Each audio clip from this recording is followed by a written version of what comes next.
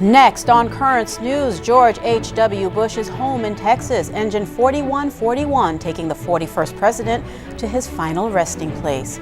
The Archbishop's been cleared. The highest-ranking clergyman ever convicted of a sexual abuse cover-up sees that verdict overturned in court. The fate of the former parish of the late Dorothy Day is uncertain. Tonight, the granddaughter of the Catholic activist is speaking to Currents News. Plus, new evidence tonight that North Korea is expanding, not shrinking, its nuclear missile operations. The news starts right now.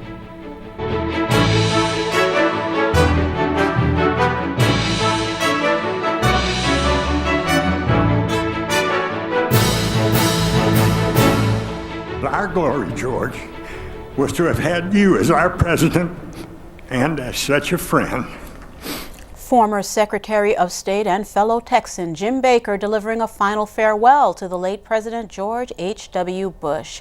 It was an emotional farewell as the casket of the former president is taken to its final resting place in Texas. Good evening, everyone. I'm Liz Faublas. President Bush is being laid to rest at his presidential library following today's funeral service in Houston. Camila Bernal reports the highlights from today's events. The life of George H.W. Bush, honored on Thursday by friends and family. George Herbert Walker Bush is the most gracious, most decent, most humble man that I will ever know, and it's the honor of a lifetime to share his name.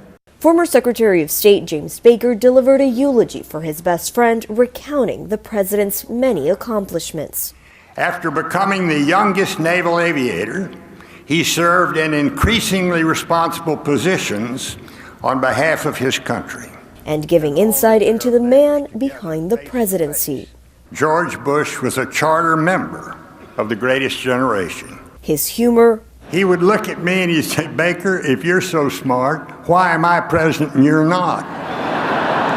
And humility. "Be kind to people," he would say. And he was. The state funeral culminating this afternoon with a journey aboard the Bush 4141, a rare locomotive commissioned in 2005 to honor the president. The train, once operated by Bush himself, carrying the statesman to his final resting place at Texas A&M University, where he'll be laid to rest beside his late wife Barbara and their daughter Robin, marking the end of a life, but not a legacy. Because our glory, George, was to have had you as our president and as such a friend. Camila Bernal, Currents News. And turning now to a stunning development in the case of an archbishop who was convicted of covering up sexual abuse in Australia that occurred in the 1970s. Archbishop Philip Wilson's conviction has now been overturned. He was telling the truth when he denied knowing about anything about sexual abuse committed in the 1970s. That's the finding this morning by an appeals court that overturned his conviction in May. After that verdict, Archbishop Wilson resigned his post as the Archbishop of Adelaide. Today, the Archdiocese said it welcomed the new ruling where the appeals court determined there was reasonable doubt Wilson committed any crime. The Archbishop had already served 4 months of a year-long sentence. To talk about this development, we are joined by national correspondent for the Tablet and Crux, Christopher White. Christopher, thank you, as always, for being here with us. Is there any precedent at all or historical examples similar to today's news where a high-profile prelate has had his conviction overturned? Well, Liz, not only is there little precedent for an overturning of a verdict like this, but there have only been a handful of prelates that have actually been charged. You know, in general, prosecutors are wary to charge clergy because oftentimes when these charges come up, you know, it's been so long and the statute of limitations have passed. But besides Wilson, we have Bishop Robert Finn here in the U.S., 2 prelates in France, and that's really about all that come to mind that have ever even been brought to trial. So the fact that he was not only brought to trial and then it goes to appeals court and his verdict is overturned is a very rare occasion. Well, now the big question is, do you think there was a rush to judgment surrounding Archbishop Wilson? Were there overeager prosecutors who just wanted heads to roll? You know, I spoke with Archbishop Mark Coleridge, who was the head of the Australian Bishops' Conference over the summer when this issue was sort of first bubbling up, if you will. And he said, you know, he wanted due process to be involved, for victims to be heard, but for also the Archbishop to have have his rights defended.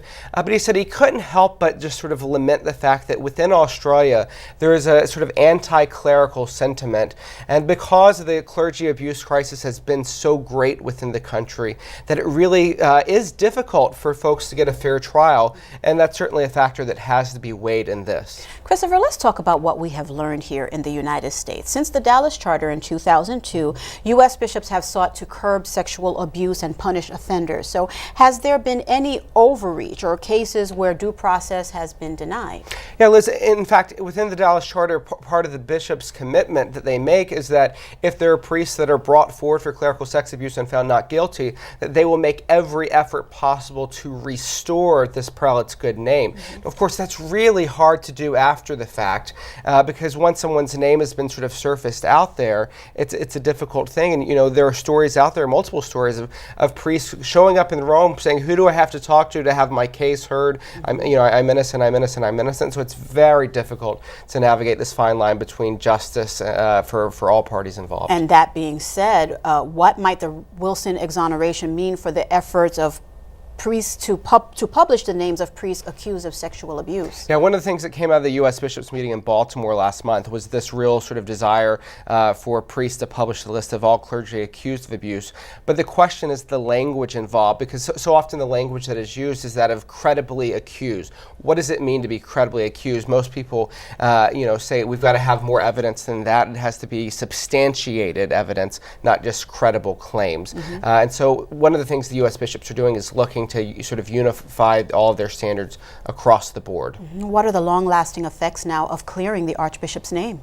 Well, I think, as you said, he's already resigned his post, and so it will be simply the job of his brother bishops and fellow priests to simply tell the people, the truth.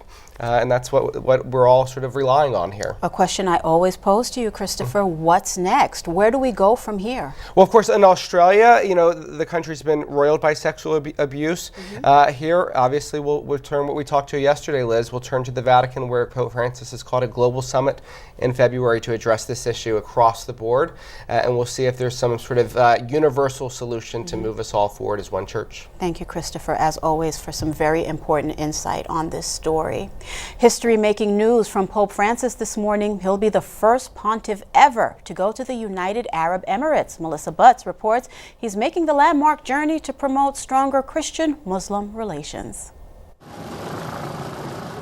The Vatican published a press release announcing a papal trip to Abu Dhabi on February 3rd through the 5th, 2019. Pope Francis plans on participating in the International Interfaith Meeting on Human Fraternity.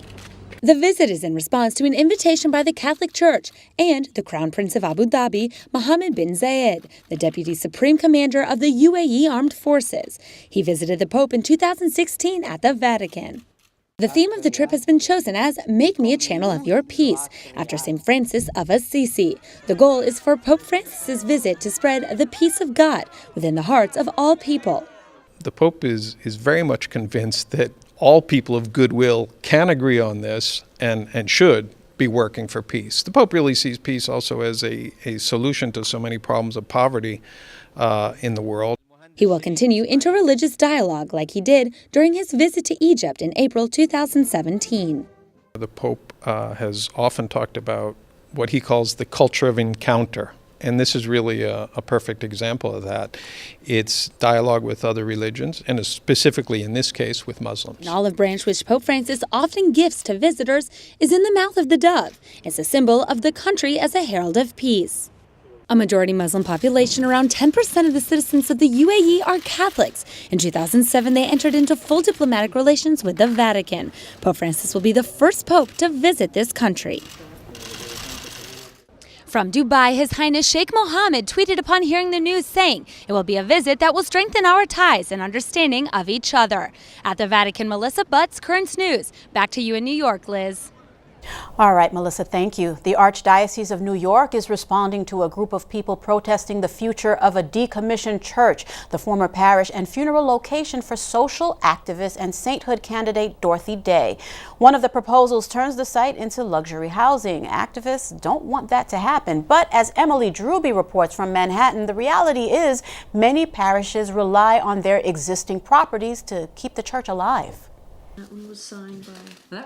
This is Martha Hennessy, the granddaughter of could-be Saint Dorothy Day. She and members of the Catholic Worker, the organization Day started, and others are fighting to keep Day's former Lower East Side parish, the Church of the Nativity, from becoming luxury housing. On the one hand, we are talking about canonizing her, and on the other hand, we're talking about turning her tiny little parish into luxury housing. There are several proposals for the space submitted to the Archdiocese of New York. One of them is to provide low-income housing, and another that would create luxury condos. Some of the Catholic protesters say luxury condos are the opposite of what Dorothy Day advocated for during her life. Condos for the wealthy in the East Village, it's a theft from the poor, and we really have a proposal that is very viable. While the low-income housing proposal would net about $18 million, the condos could bring in a potential $50 million.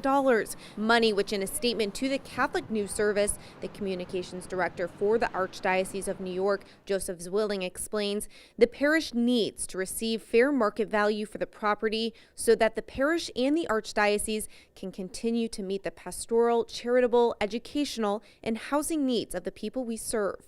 In 2015, before it was decommissioned, the Church of the Nativity merged with the neighboring parish. Zwilling further explaining to CNS the money from the sale would go to that parish, the Most Holy Redeemer. Despite this controversy, the Archdiocese of New York has an ongoing commitment to providing low-income housing in the city. Mayor Bill de Blasio, as have former mayors, has said that the Catholic Church does more to provide affordable housing in New York City than any other faith, community, religious, or charitable organization. Rebecca Amato, who's gone to the Vatican to speak about how the church is affected by gentrification, says losing the building to developers would be a blow to the entire community.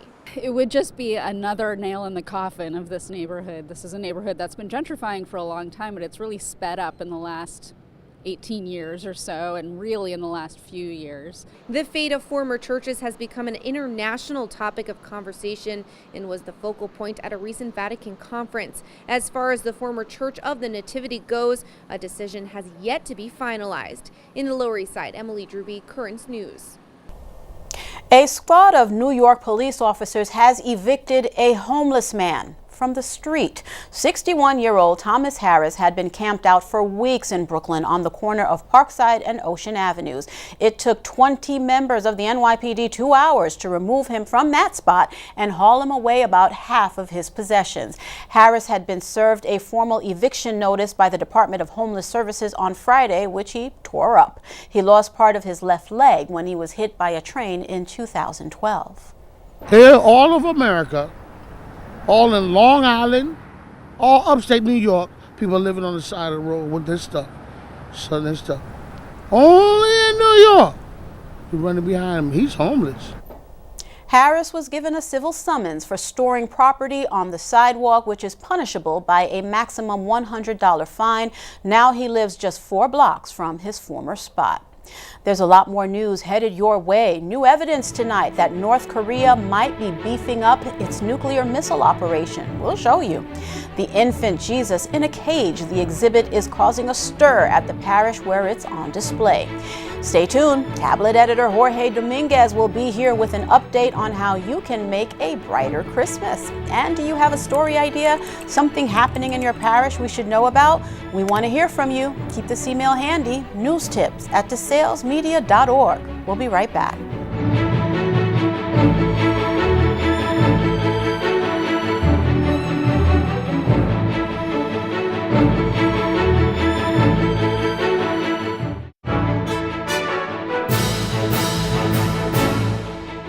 Two U.S. Marine Corps planes collided in midair off the coast of Japan this morning. 1 Marine is dead. Another has been rescued. Search teams are looking for 5 more crew members. The collision occurred earlier today during a training mission. There's evidence tonight that North Korea could be expanding its nuclear missile operation. Images from space are capturing Pyongyang's moves, carried out despite negotiations between Washington and Kim Jong-un. Alex Marquardt has the latest. It's nestled deep in North Korea's mountainous interior, right up against the border with China. A new or expanded base just 7 miles from the well-known Yongjodong missile base. This new, previously unreported construction, evidence of the North's continuous expansion and upgrading. Long-range missile facilities that could be nuclear ready. Even as President Trump has long claimed that the denuclearizing of North Korea is on track. We're very happy how it's going with North Korea. We think it's going fine. We're in no rush. We're in no hurry. The sanctions are on. The imagery shows a new headquarters, tunneling, and bunkers, as well as a massive underground facility. All of it rebukes to the president, who was told by Kim Jong-un at the Singapore summit this past June he pledged to work toward complete denuclearization of the Korean peninsula. Now, the president, who often touts his close relationship with the young dictator, is calling for a second summit in the new year. The president's national security advisor, John Bolton, argues that a second summit is needed to set Kim straight. They have not lived up to the commitment so far. That's why I think the president thinks another summit is likely to be productive. Meanwhile, with talks at a standstill, U.S. sanctions on the North remain in place, neither side willing to give ground before concessions from the other. I think the biggest concern here is that North Korea continues to do this dance where they keep the United States involved, maybe have another meeting with President Trump, but not commit to any real constraint on military modernization. So they continue to build, they continue to develop, they continue to test. The White House has not commented on the reports of new construction. Amazon founder Jeff Bezos has donated multi-million-dollar grants to Catholic charities organizations. The Archdiocese of New Orleans, Archdiocese of Miami, and Catholic Community Services of Western Washington were selected to receive those funds, along with 24 other organizations. More than $97 million is being donated.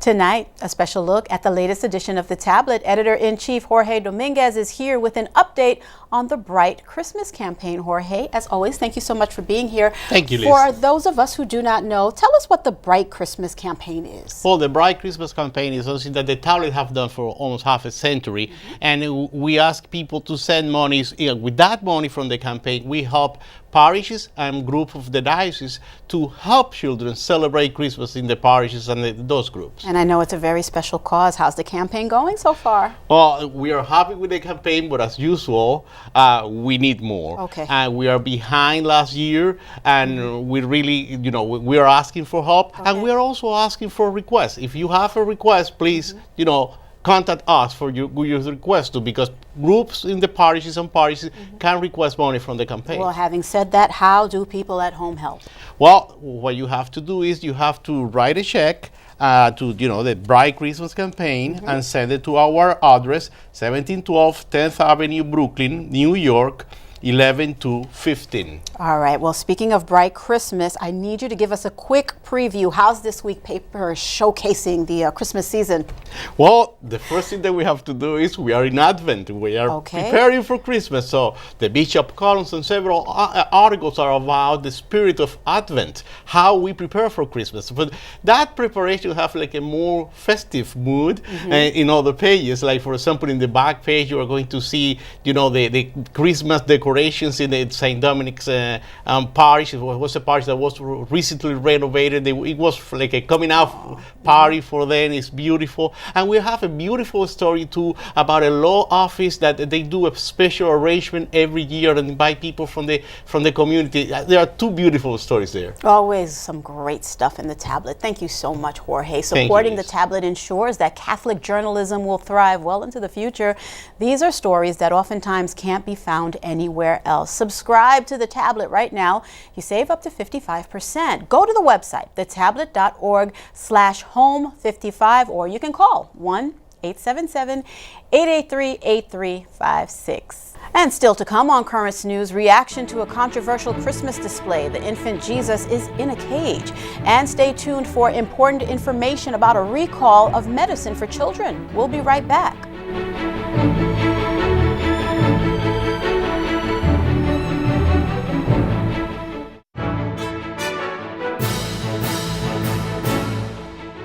Parents, listen up. There's been a big recall for a medicine you might have at home. The company, Tris Pharma, is voluntarily recalling 3 lots of store-brand infant ibuprofen sold at Walmart, CVS, and Family Dollar. The manufacturer is saying the concentrations in the medicine may be too high and could leave infants more vulnerable to permanent renal injury. Meanwhile, an image of the infant Jesus is stirring controversy. A Massachusetts church has decided to use their nativity scene to show a different message. And we try to take a picture of the world as it is and to put it together with the Christmas message. Baby Jesus in a cage, the wise men closed off by a wall. At St. Susanna's Parish in Dedham, this creche questions peace on earth. We talk about Matthew 25 and feeding the hungry and welcoming the stranger. Christ representing migrant children being held at the southern border separated from their parents. The wise men, the caravan of migrants behind the border wall. Here they believe it's very much the message of Jesus. Jesus was about taking care of one another, and this is not the way to take care of one another. The nativity scene is meant to be a symbol of hope. At St. Susanna's, the hope is that a conversation has begun. We're not trying to scandalize anyone. We're trying to reflect back a reality that has to be looked at. And though not every parishioner is happy with the controversial creche, this is where you come to pray. This is not where you come to be preached at about what you should think about politics. Others argue that mixing church and politics is exactly what Jesus would have done. Christ was political. I mean, he was hung on a cross for making political statements and bucking the authority, and that's exactly why he died. This isn't the first time that the church has done a controversial nativity. Last year, the scene protested gun violence and displayed the names of towns where mass shootings occurred. Pope Francis is asking Christians to pray for people dedicated to transmitting the faith. It's his December prayer intention. Si uno quiere compartir su fe con la palabra, tiene que escuchar mucho. Imitemos el estilo de Jesús, que se adaptaba a las personas que tenía ante él para acercarles el amor de Dios. Recemos para que las personas dedicadas al servicio de la transmisión de la fe encuentren un lenguaje adaptado al presente, en diálogo con la cultura, en diálogo con el corazón de las personas y sobre todo escuchando mucho. And that is Currents News. I'm Liz Faublas. Thank you for joining us because we are putting your faith in the news. I hope to see you again next time.